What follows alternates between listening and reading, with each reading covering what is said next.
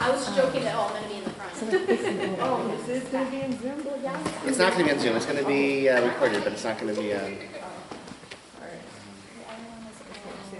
So yeah, my parents almost missed their flight. Like came very, very close to. Wasn't running, and they were doing a shuttle bus to Addison, and then that's who you get on the blue line. So it should have been a 45-minute trip. Okay, I think let's get started. This is going to be intended as a two-part class. I guess if you really, enjoy it and we have time, we can keep going a little bit. But the first tonight's shiur is going to be looking at some of the earliest primary sources that get quoted and discussed in some of the organ donation halachic debates. And so we'll try to get grounded a little bit in some of those primary sources. There aren't all that many. And then we can sort of see next time, a month from now, how they then get used, right? So we'll all sort of ground in some of the same early sources, and we can see how, various poskim, et cetera, use them in later times. Maybe we'll just begin, though, just like some connection to the topic. Is there, like a sort of a personal connection, a professional connection to the topic? I'll sort of share my in-laws were killed in a car crash under circumstances in which my father-in-law was able to donate his organs, and we knew who his main rabbi was, and so while, in this sort of terrible circumstance of him being in the ICU and the doctors telling us that he was brain dead and not going to recover, we sort of knew the posek that he would have wanted to kind of weigh in on these decisions, and we both knew that he supported organ donation, and we also were able to contact him, and sort of he shared his criterion, and his organs were donated, and that was, I guess, a source of comfort insofar as that we thought it was the right thing to do, and also we knew that we were doing his wishes at a time when there was so little else that was sort of under our control. So I guess that's sort of I guess I promised Ali we'd have an unbiased, approach, but I guess all of us come in with our biases, we come in with our predilections, so that, I guess, is sort of one of mine. That this is something that in our family we sort of believed in. I'd say one of my earliest, I'll say, go back even further than when I was, I think, like maybe 18, 19 years old, my first year in yeshiva, I had a conversation with one of the teachers at the yeshiva about organ donation and sort of whether it was appropriate to seek out halachic guidance based on one's prior values, right? If I knew that I had an ethical commitment to organ donation, was it okay to ask a halachic question, with that sort of bias in mind? Could I seek out a rabbi who would sort of give me that kind of guidance? And the rabbi I spoke to said that it's okay to have a sort of moral core principles, and you can kind of bring that to the table when discussing halachic questions. And a trick, he said, is you can say, I'd like to have could you provide some halachic guidance, or could you share some, sort of halachic information? That's a way to kind of preserve. Then you're not sock shopping, right? You give yourself a little bit of opening, but basically you can seek out a rabbi or halachic teachers whose values align with your own, and around every issue, or around many issues, around specific issues that you're seeking guidance for, and he shared that was legitimate, and that was very important. And I think I was 18, 19 years old. I signed my organ donor card, my driver's license after that conversation. That was very helpful. I knew it was a halachic debate. I knew what I felt the ethical, sort of pragmatically best outcome was from my perspective, and he sort of gave me that validation. So that's another, sort of early memory, formative memory around this topic. Anybody else want to share a professional connection or a personal connection before we dive in? Yeah? I'm just very interested. This isn't as personal. Sorry, just shared, unfortunately. Sorry to kind of go there. I can't top that. But I'm just very interested because I feel like there are topics such as this that I grew up thinking they were very cut and dry. And just the more I get to really learn and delve deep, just realizing just how controversial, but in a good way, how much discussion there's around it. What was the cut and dry perspective you thought when you were growing up? I was told just no. Where'd you grow up? Pittsburgh. Okay. But just going by other things that I have now learned as I've grown and stuff, that seems in line, so I'm not surprised. But yeah, so I'm looking forward to both hearing and reporting back home. Okay, wonderful. Anyone else want to share? I was raised in a conservative synagogue, and I learned that all the organs can be harvested if they're going immediately to a live donor. But the question mark organ are the eyes, because you don't know until you take them out whether they will work in a live donor. Really? Recipient? Yeah, you're not sure. Huh, interesting. I don't know if that's still medically true. That was true like 30 years ago. Interesting, okay, interesting. Anyone else want to share? Well, I'll just, Yeah. I was the person that sparked this series, so I should probably speak. I'm Allie. I'm a transplant organ coordinator, nurse. So I feel very invested in this in many ways and feel very strongly about organ donation. But I asked the rabbi to go over this because I have learned the sources, but not in a long time. And it's often something when I tell people my job that the conversation comes up. So I wanted to learn more familiarity with the sources. Like you said, I have like a very skewed perspective on it, but like I think it's important to understand why some people like think like it's totally no, or why some people like really have challenges with it, and it is like a really complicated issue. Like I don't diminish that piece, but I think it's important. Great. So maybe just we should sort of maybe we'll start also just like kind of laying out what some of the issues might be. Organization is a huge topic. Maybe we'll lay out what some of the issues might be, and then we'll get to the sources that we have that address like one facet of that, or like maybe several facets of that, but let's just sort of lay it on the table. So just what are all the objections, or I guess plus and minus, organ donation? Yes or no? Like what are some of the like relevant ideas that you might think would be relevant, sort of come to bear? So like on the no side, burying your body whole. Yeah, strong bias, right, or value in intact burial, right? Because, dust to dust, and for the earth you shall return, and we believe that the bodily resurrection, so that our bodies have to be intact so we can be resurrected. So we strongly sort of do that. We go to great lengths when there's, God forbid, a terror attack. Those guys go around collecting every little fragment of people's bodies after explosions, and they all bring them together for burial. We care a great deal about that, and so to kind of sort of scatter your bodily parts, all over seems to be against that. What else? You feel? Yeah, nivul hamet. We don't desecrate dead bodies, and so when someone's dead, to cut them open and mess around in there would be a violation of that prohibition, and as well as that sense of ethos of not. What else? I was speaking for someone. Similar to that, but on the other side, and I don't know if this is maybe just a myth when it comes to organ donation, but the idea that you can't end someone's life prematurely.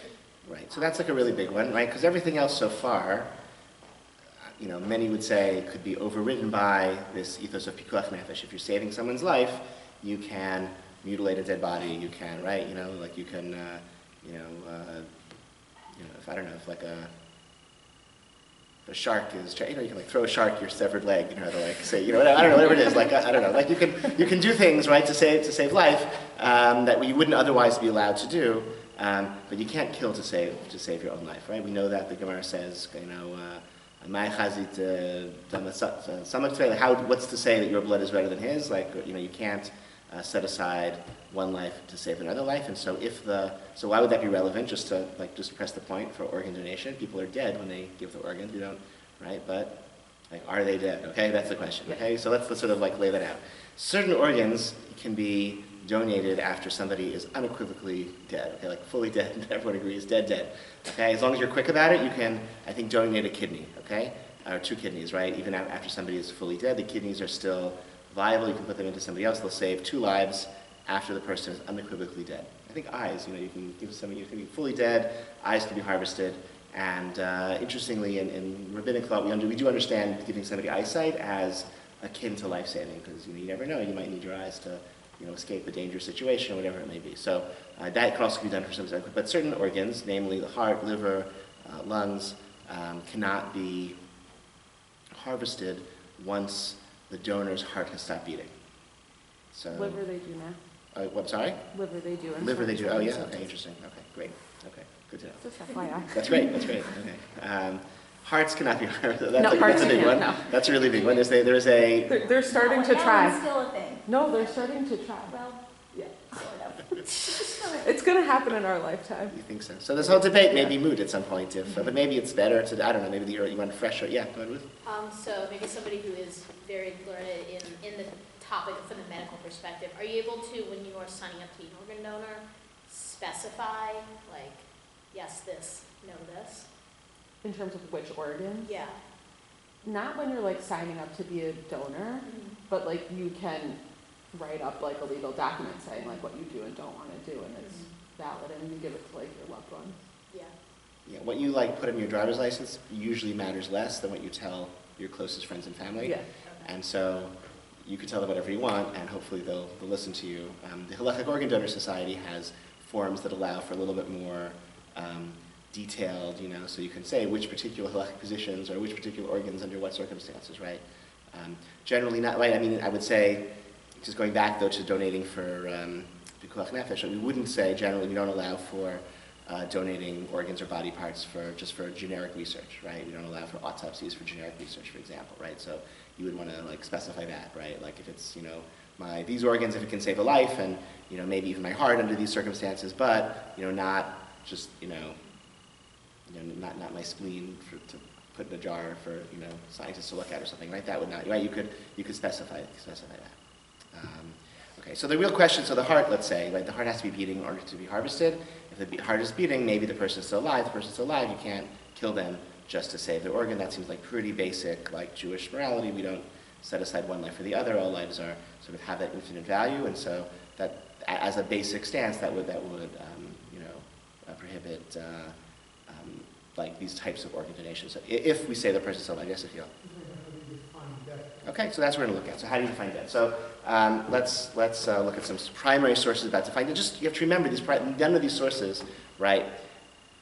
Because it's relevant because you have somebody whose brain has stopped functioning. The heart will beat without hearts beat without a brain, right? You can actually, right? I think even like very very early, like embryo, like not like embryos, like you just have like the cells that become the heart will pulse. Even when there's no brain, there's just like isolated cells that kind of pulse. So something very innate in the heart itself will generate heartbeats without a functioning brain. Breathing requires basic like brain stem functioning, but breathing, however, can relatively for a period of time can be replicated by a ventilator. So somebody whose brain is non-functional can continue to breathe or not breathe. They'll be oxygenated. The heart will beat because the ventilator is keeping their body oxygenated. Even after their brain has stopped functioning. So if we say breathing is determining of life, then this person is not really alive, maybe because they're not breathing. There's a ventilator that's keeping them oxygenated. If we say the heartbeat is a sign of life, the person's heart is still beating. Until recently, until the 20th century, until the mid-20th century, this was like it's all happened within minutes or seconds of each other, so it's not a relevant factor. As the modern ICU develops in the mid-20th century, and people are preserved on ventilators after they're not capable of breathing on their own, really only in, I think, the 1950s is when that starts happening. And so these sort of newer criterion for death emerged in the 60s, 70s, and 80s, and they get refined into contemporary times, but that's why it's sort of a moniker. So we'll look at these sources, but I guess the question, which sort of hovers over all like medical halakha, is this a fair application of this text? Because these sources were not meant to, were not thought to teach us about these types of questions. They are really answering different questions. So you could say, well, it seems to be telling us something about it, but is it really? So I think that's sort of like a meta question that kind of hovers over this whole topic. I'm sorry, they're not stapled. I think they are coded. Do you mind just handing out? Is that okay? I think there's enough for everyone to have. Thank you, Marcia. Not collated, is that the word? Right? One, two. It's 3 pieces of paper, 6, right? So I think it's that's the one packet. So they did? Oh, yeah. Okay, great. Thank you. Thank you. I think that kind of methodological question over medical halakha is something that I sort of struggle with. You have, there's certain types of halakha questions. You have thousands of years of case history. Is this spoon fleshig? Like we know, like there's like there have been spoons, there have been pots for thousands from the dawn of Judaism. Like Jews have been, putting spoons into pots. Like we know we can figure out these types of things without having to any difficulty when it comes to medical halakha. We have new circumstances, and so we're applying ancient texts to new circumstances in ways that don't always match up one-to-one in simple ways. So that's that caveat. See the Mishnah. The Mishnah is talking about Mishnah Nefla Lav Mapolet. Okay, there's some sort of a rock slide, an earthquake. Man, this is unfortunately still a relevant thing that happened. And God forbid there's a terrible earthquake and you have people buried under rubble and you're trying to excavate. Okay, so we don't know, and this is, let's say it's on Shabbat, and so we wouldn't excavate on Shabbat just other than to save life. So can we do? So the answer is Sefek Husham, Sefek Ein Sham. Is there a person there altogether? We don't know. Sefek Chai, Sefek Mein. Is he alive or is he dead? If he's dead, we're not going to excavate on Shabbat. I heard recently about a conversation, I'm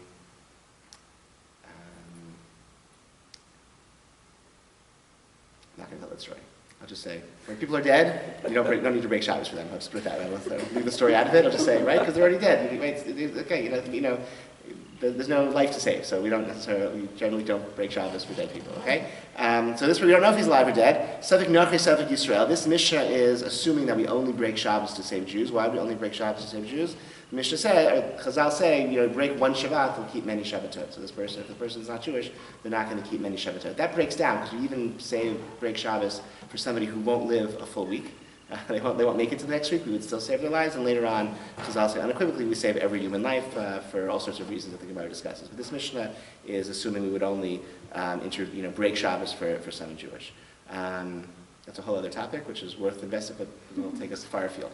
Okay. So the answer is, in all these cases, these are a case of suffix. This is a case of doubt. We don't know. We're not sure. Mefachin alav et hagal. So we excavate this rubble. Okay, we break Shabbos even for a case not of saving life, for a case of suffix b'vach nefesh. And that's generally true. If there's a risk, if there's a possibility, if there's a person down there who's still alive, we're going to excavate on Shabbat to save them.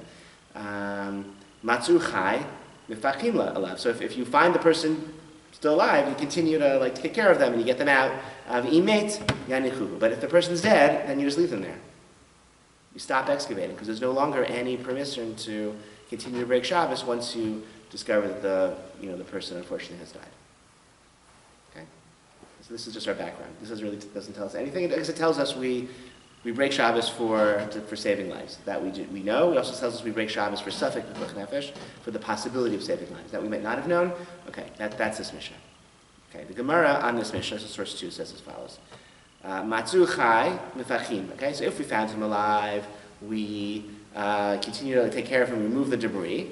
So the Gemara responds, Matzu chai pshita. Obviously, if you find him alive, you continue to rescue him. Why does the Mishnah to tell us if we find him alive, we continue to rescue him? That's obvious. No, it's actually necessary to feel l'chaisha. Even if you find somebody who will not survive long term, you can still break Shabbos in order to save them for a little bit. Again, as I mentioned that earlier, we break Shabbos even for a little bit of saving life, and prolonging life, even if the person's not going to ultimately, pull through and survive from this particular injury predicament.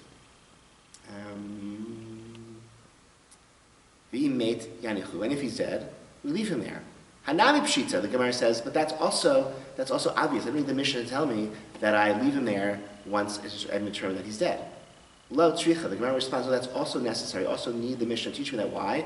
Rabbi Yehuda ben Lakish, for what Rabbi Yehuda ben Lakish taught, which is Zitanya, here's a brayta that says, Ein matzlina tamet mipnei hadleika. We don't rescue corpses from fires. Rabbi Yehuda ben Lakish shematzilin et tamet mipnei hadleika. Rabbi Yehuda ben Lakish says, no, we do actually rescue dead people from fire. Okay, if a fire breaks out, this is not very relevant in most circumstances we would find ourselves.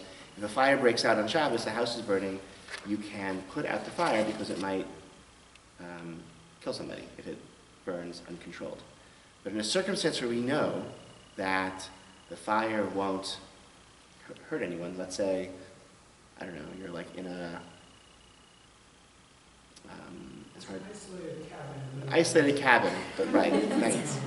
You're in an isolated cabin, and there's no, I mean... Say in the middle of the desert, there's no... In desert, right, yeah. Thank you, exactly. Okay, an isolated cabin, on an iceberg, okay? So there's no possibility of anybody being injured by the fire. Not only do you not put out the fire, you're not even allowed to rescue items from the burning home, because the Chazal were worried that if you start taking things out of the fire, of the house, you'll put out the fire. You'll be so, oh my gosh, I'm going to save my family heirlooms and my this and my that you'll put out the fire. So there's a dead person in the house is burning, so we leave the dead person, let them burn, because we're so concerned that the person will be like, we'll put out the fire. But no, he says that we do rescue this corpse. And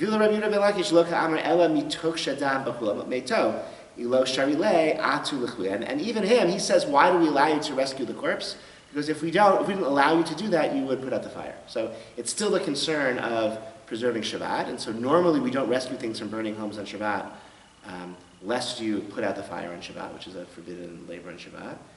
Except for here's a case where we do allow you to rescue something from a burning home because people care so much about, the corpse being given a proper burial that they will actually, that they might, in their confusion, in their agony, they might put out the fire. But here, if we don't allow him to excavate the corpse from the earthquake, what's he going to do? It's not relevant. So that's the Mishnah's teaching. Okay, so that's the Mishnah's. That's a little bit of a tangent that doesn't concern us, but let's continue. Tana Rabbanan. So now Braita says, Ad heichan hu bodek. So we're checking to see if the person is alive or dead. This person who's in the earthquake. Ad chotmo. So how far do we check? We check him as far as his nose. We check him as far as his nose. So what does that mean? What does that suggest? Breathing. Breathing is right. We're going to see if he's breathing. If he's breathing, then he's alive. If he's not breathing, he's not alive. So you can imagine a case where somebody is, if you find, whatever their hair, you can't tell if they're alive, and you go down, you find their nose, you see if they're alive or not. And if they're not breathing, they're not alive, and you can let them be. Okay. V'yesher, others say ad libo. So ad libo would mean we maybe continue to excavate until we uncover his heart, and we check for a heartbeat. So this may be a suggestion. So let's pause here. So just reactions to this relevant. So you can see how this would be considered. How somebody could take this and see the okay. So this is telling us maybe there are two criterion that are brought to this Braita for what determines life. If the person is breathing, they're alive, or if the person's heartbeat, they're alive. In the context, so that would be, so if the person's breathing, so somebody who's heart is beating because they're on a ventilator, you would say they're dead already, and you can harvest the organs to save life. Or you say, no, the person has a heartbeat, and there's no machine making the heartbeat. The heart's beating spontaneously, so the person's still alive. Okay, we would excavate earthquake rubble to save this person. The person's alive, you can't harvest the organs. Okay. The difficulty with that kind of one-to-one, again, it's just very different circumstances. In the time of of Chazal, these breathing and heartbeat stopped within minutes of each other, seconds of each other, and so it could be the machloket isn't necessarily about what is the definition of life, what's the definition of death. The machloket is about what's the most effective way to tell if the person's alive or not. That's how I would, right? Because I don't think they were aware that these were necessarily two different criteria, because until 1955, nobody thought that these were two different criteria. So that's the promise of this source. It gives us guidance, but it gives us guidance really in only with that kind of logical leap from one context to a very different context. And it's also just reading this, thinking about it, I'm sure probably thought of this too, want to give CPR. That didn't exist either. Right. Even if their heart's not beating or they're not breathing, that doesn't mean you should stop uncovering them. I'm saying modern. Yes. Right. That's also right. Somebody could be, right, you could find somebody, right. So I would, right, in fact, we would probably tell people if there's some sort of excavation going on, some needs to rescue somebody in chops, you would say, get them out, get all of them out, because even if you can't detect, a breathing, or you can't detect a heartbeat, maybe there is one that you can't tell, let's be really sure, right. And let's do CPR, maybe we can revive them, etc. Right, exactly, precisely. Right, so it's in that case, it's a different context. Okay, let's continue on the Gemara. V'dak u'matza elyonim meitim lo yomar kvar metu atachtonim. Okay, again, this is imagine a horrific earthquake. You know, earthquakes happened in the Middle East back then too. Like we have like archaeological evidence of like severe earthquakes throughout history. We know the earthquakes of Eretz Yisrael from archaeological evidence, and I think in Babel as well. So you find dead people up on top. Don't assume that everyone below them and lower levels of this rubble are also dead. Keep going. Each individual, is either excavated or not, based on whether that each individual is alive. Once happened that the top levels were dead, and they found survivors down below. That could happen. The various ways that a building can collapse.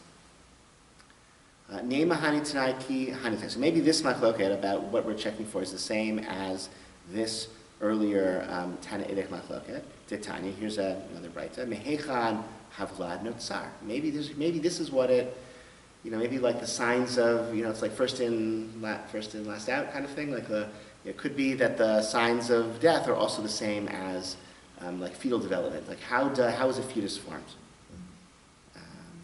So one position is mirasho, from its head. Gozi. As it says, who says that? Is it Jeremiah who says that? It's Psalm, sorry. You are he who took me out of my mother's womb. What does it have to do with head? Because Jeremiah says, V'omer gazi nizrech v'hashlichi.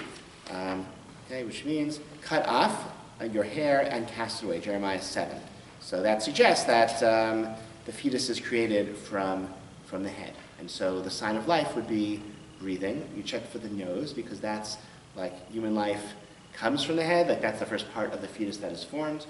And therefore we're going to excavate to find the nose. If the person's still breathing, then we're going to say they're alive. Alternatively, Abba Shaul Omer, Mitziburo, no, where a fetus is created, they're developed from from the belly button.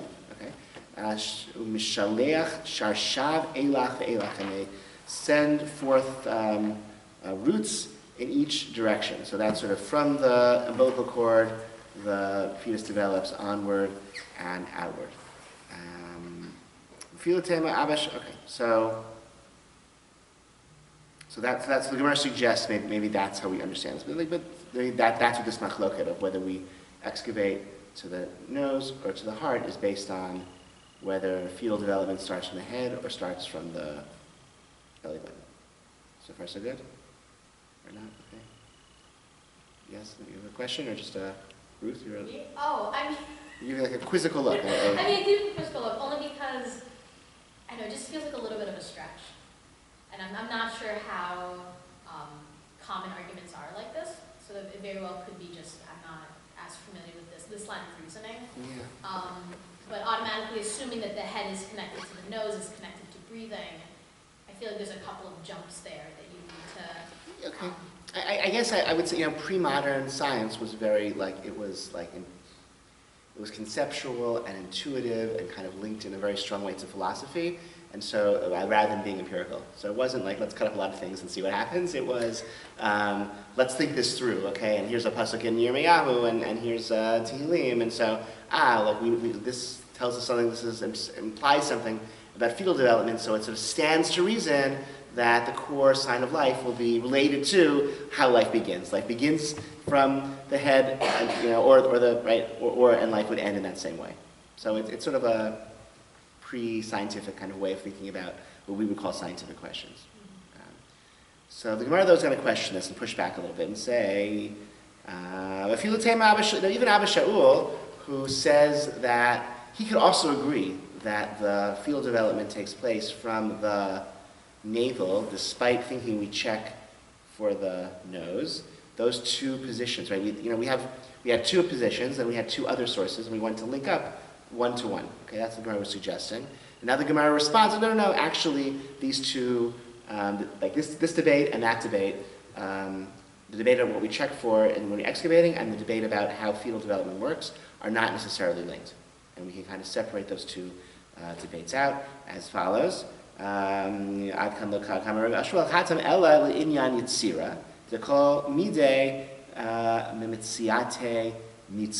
Because that source about fetal development is talking about formation, fetal formation, because everything comes from the middle and works out, okay? However, however, when it comes to saving life, even everyone agrees, Rabbi Shul would agree as well, that the main sign of life is from the nose. As it says, Kol shenishmat ruach chayim be'apav.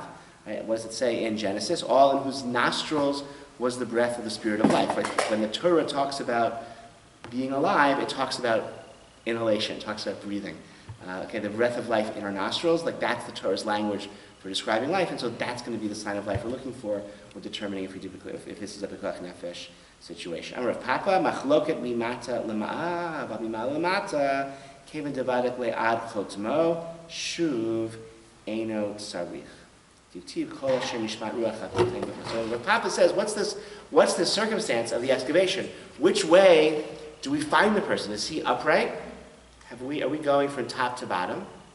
Right? Machli says the machloket is only from the bottom to mimata lema'ala, right? From the bottom up. But if he's from the top down, once we reach his nose, we don't stop. This is a little bit different, right? So let's sort of think this through. If we are, assuming Rav Papa is correct, everyone agrees that you start at the top, that if you start from the top, you reach his nose, and he's not breathing, you can stop there. The only question is if you find his feet, and you're digging out from his feet, some say you don't have to continue if his heart isn't beating, and some say even if his heart is not beating, you still continue until you've reached his nose.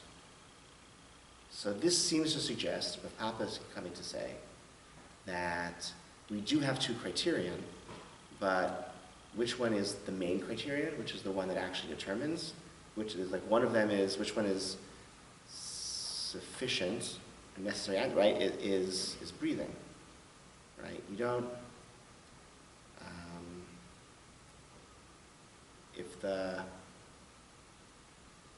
You start from the top and you don't. You start from the top and he's not breathing, you just stop.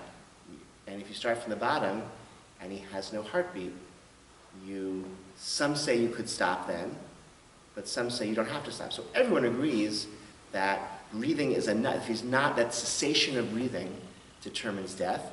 And there's a machloket about whether cessation of heartbeat also signifies Which is death. interesting because if you start from the top and you get to the nose, you haven't found your carotid artery yet. So, but if you start from the bottom, you potentially find pulse. Yeah. Before you find. Yeah, so if you find a pulse, you keep excavating, right? But if you don't find a pulse, some say that you stop, And your more distal, feet pulses are likely not going to be there, so if you don't feel that, then even if. Well, let's say you excavate the heart, the belly, you get their torso.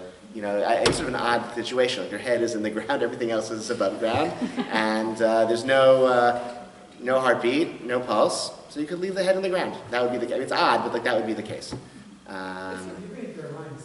Yeah, sideways, whatever. Yeah, okay, it can happen.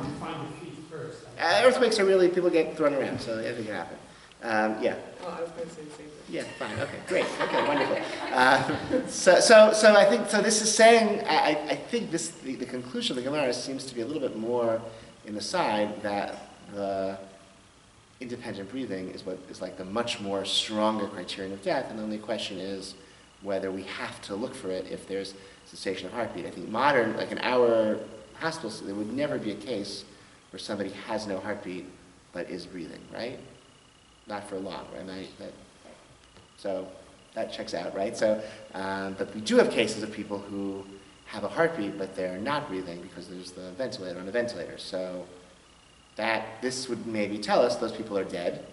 And problem, there could be a lot of people who are very much alive who could be put on, and people could be on ventilators who are alive. So it's not so simple just to say that the person who's on a ventilator, right? People could be under anesthesia on a ventilator, or they could be in a coma on a ventilator, and they're very much alive. So it's not quite good enough. We need a little bit more, but for somebody who is, no one would say that if,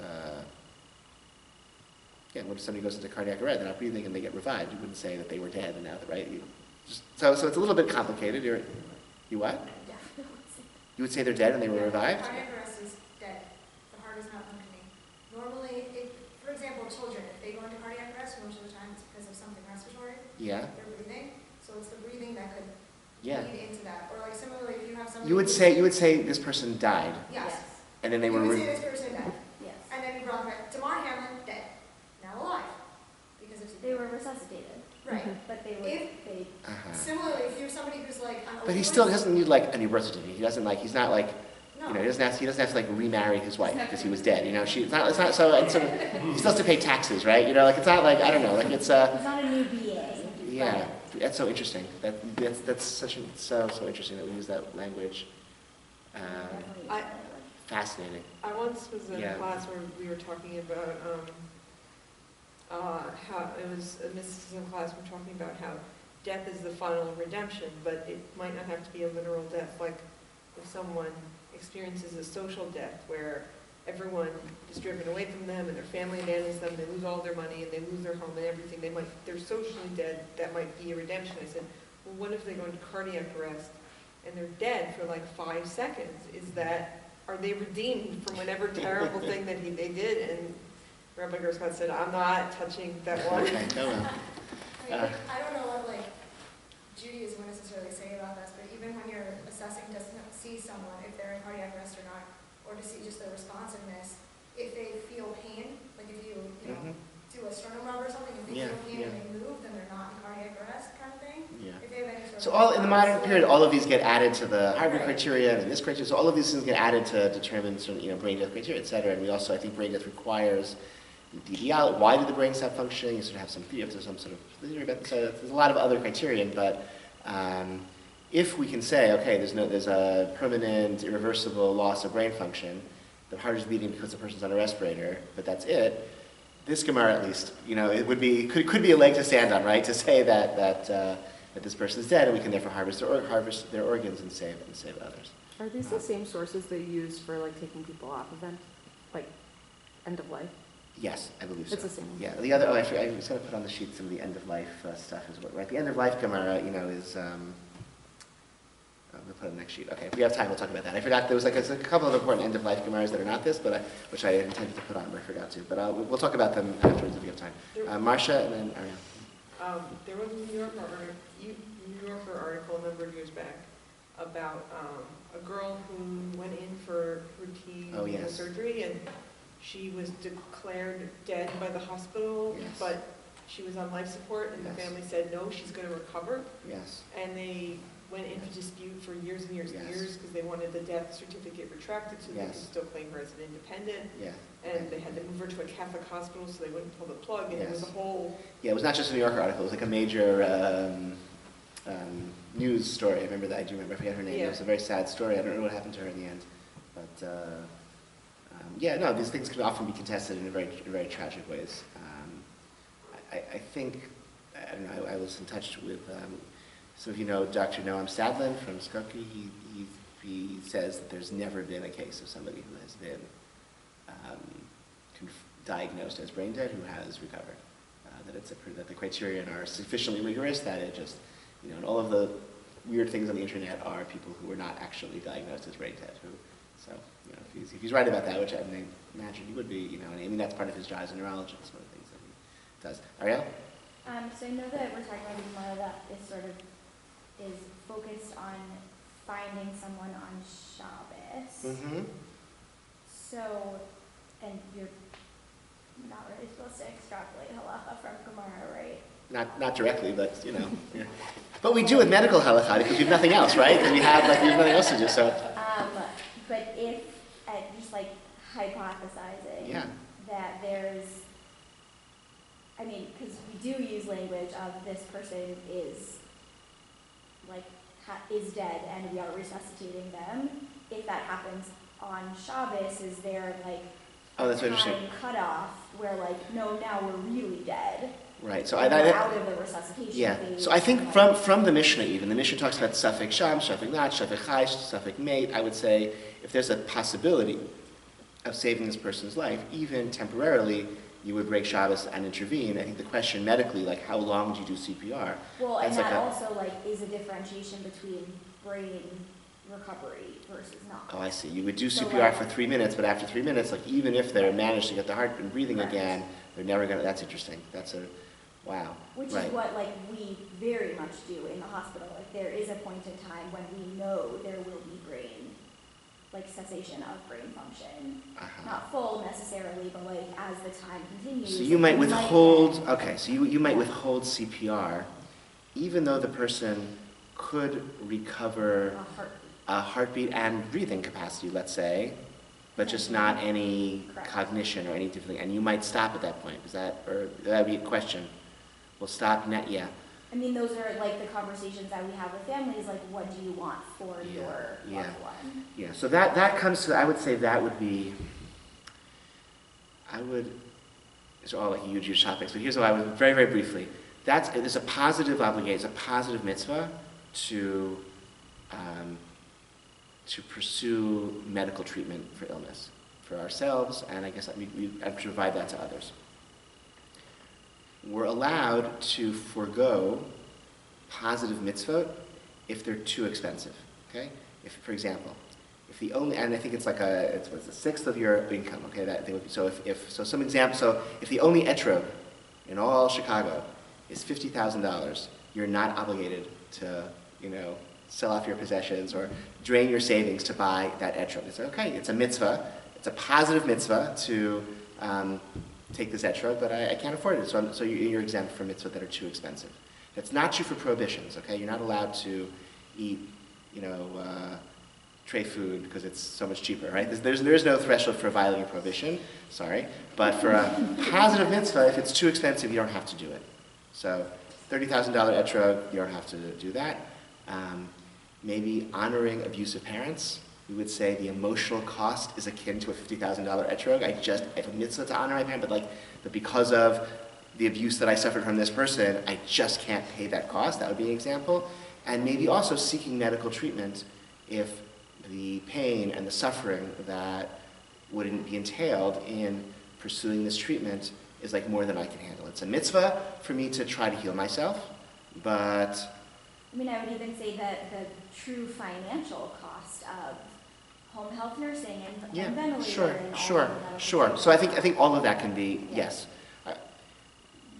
Yeah, and the financial, right, and the money piece is a little more iffy because I don't know, because but let's just say let's stick. So I once consulted. I was a very, very young rabbi. I was a summer rabbi I was working in Princeton. So in summer vacation, I was like the substitute rabbi at a synagogue in New York, whose senior rabbi was on vacation. So it was a great job for like a campus rabbi because I got to go to shul and I got to give drushot and whatever. And my phone number was though also shared. So this guy, someone called me. His aging mother was in the hospital, and they wanted to insert a feeding tube, and the family was divided about whether they should insert this feeding tube. So I spoke to a couple of rabbis about what to do, and like one of them, whose approach seemed to make a lot of sense, said to me that basically along the lines of what I'm saying, like a person is allowed to say, even though it's a mitzvah for me to like try to heal myself and like support my physical health by having this feeding tube, inserted. If I decide like this cost is more than I can handle, I can forgo that positive mitzvah of healing myself through that feeding tube. And then he said, and family members can make that decision on behalf of somebody who can't make that decision for themselves. But obviously the siblings should agree, and as much as possible, it's obviously a very fraught, hard decision. I spoke to another medical ethicist, halachic scholar, Dina Nyman, and she said to me, "Oh, it's July. Just wait till the doctor comes back from vacation." And he's like, they always say they need feeding tubes in July. Just wait 2 weeks, and she'll be fine. And that's actually what happened. Like the doctor was like a new staff at the hospital, and they panicked. She was losing weight, and and so she didn't need a feeding tube, and she survived through, until. I don't know. She did in fact pass away some months later, but it was not then and there, not under my watch. So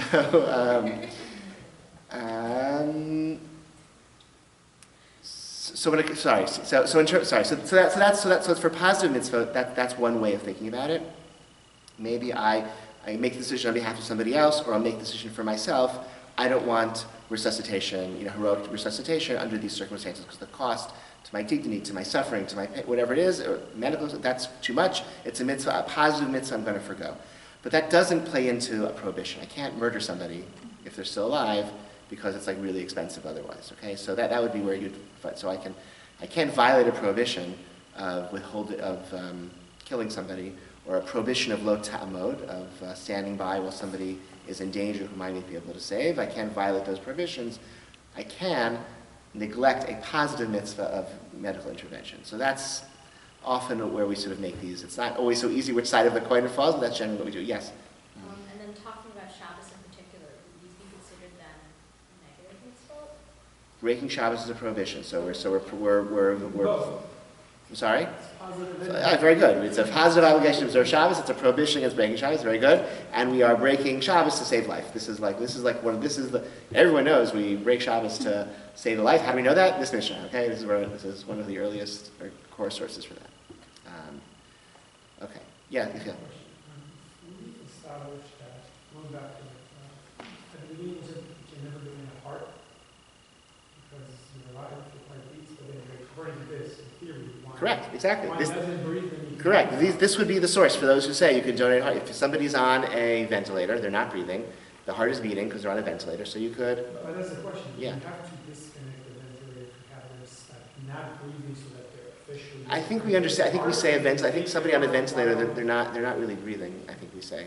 So. They have to meet all the criteria for brain death.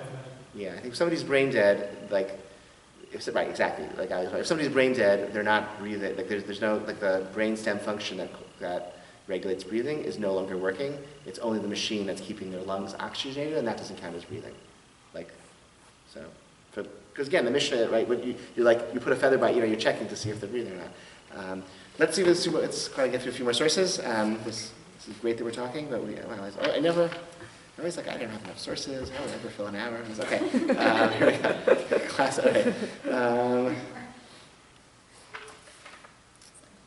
So there's Rashi on the Gemara here. We checked his nose. Im ein chiyut bechotmo she'ena motzi ruach v'day meit v'nichu. Right? If you don't find signs of life in his nose, he's not expelling air. You don't feel the breath coming out of his nose. Certainly he's dead, and you leave him on Shabbos. So Rashi kind of, spells it out there. And again, it's not somebody, there's no machine here. It's like the person's breathing.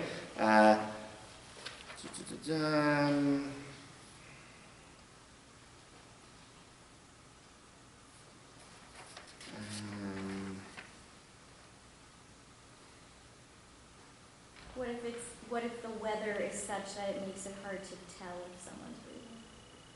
If the weather's bad, I think because there's like a lot of wind going on. It's a windy day. Yeah, I would say check just be really err on the side of caution, and that's what I would say. Rashi here, I think, just sort of explains the Gemara the way that we understood it.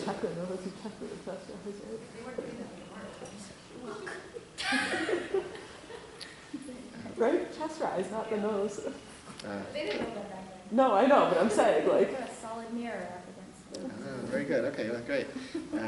The other kind of piece of medical history. This comes, in the 18th century. There was this big. Some of the sources we'll see next time relate to it. In the 19th century, the 18th century into the 19th century, there was a major fear of being buried alive. That was all those Edgar Allan Poe stories about that. And there were all these laws passed that you had to delay burial to make sure the person was really, really dead. And this was one of the first halakha and modernity conflicts because there's a strong Jewish value of burying people quickly, and you had all these laws, these enlightened laws, scientific laws. No, we want to make sure we're not burying people who are still alive. We have to wait 3 days or whatever it is, so you have. You used to tie a bell. On yes. People were buried with bells. If they wake up, they can ring the bell. Yeah, exactly. It wasn't so easy to tell necessarily, and maybe people did, whatever. Anyway, so let's look at the Mishnah Torah. Mishnah is Rambam. Okay, source 5, just to sort of see what he said. Okay, Badku ad chotmo v'lo matzubo nishama. You check until you reach his nose. You don't find any breath. Manichan oto sham shikvar meit. You leave him there because he's already dead. Okay, so the Rambam decides just like this Gemara. The Shulchan Aruch says the same. Okay, next. Let,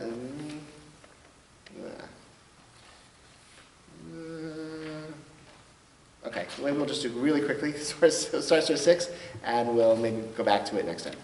So, this is the mission of Ohlod. Ohlod discusses, so there's a corpse inside a tent, the Torah says.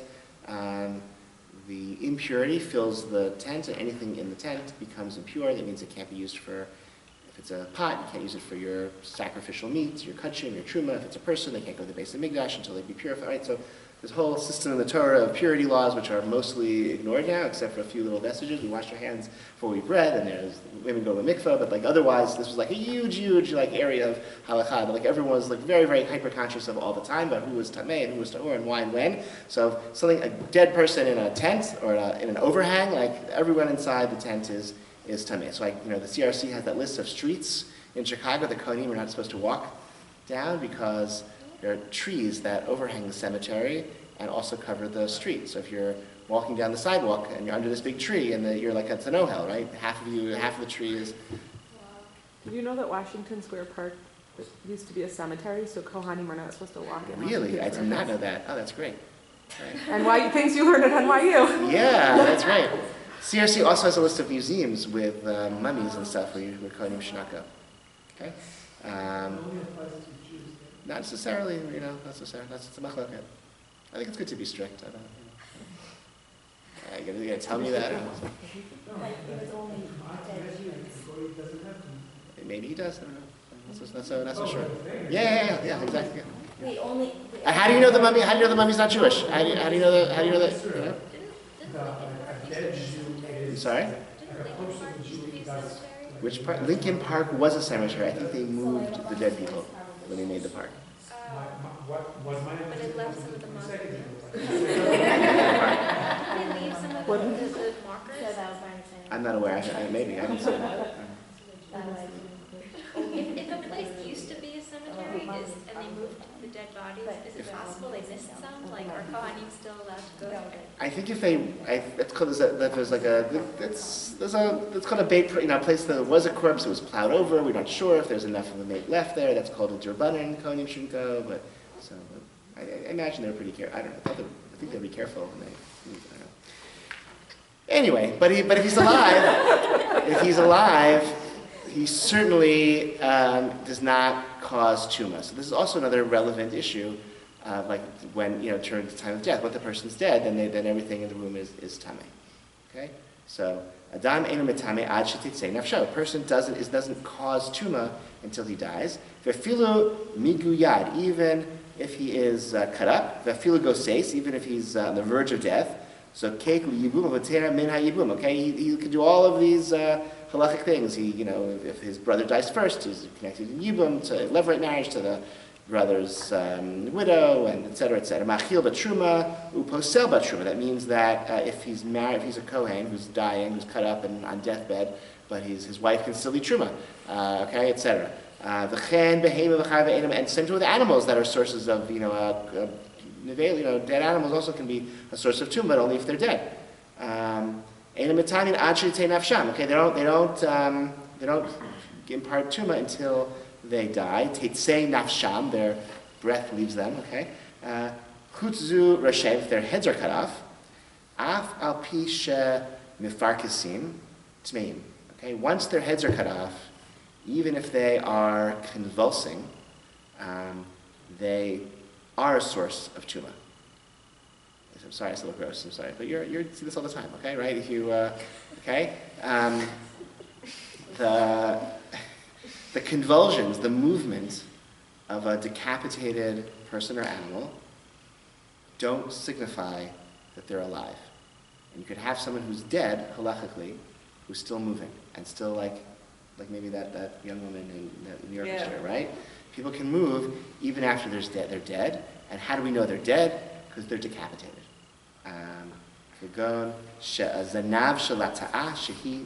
Just like a lizard tail, a lizard tail can wiggle, it's not alive. And so it's a source, something can be a source of tumah, even though it's still moving. So humans is a little bit different. Insofar they don't move if their heads are cut off? Or no? No, like humans will sometimes move because of like reflexes, but it's not brain function.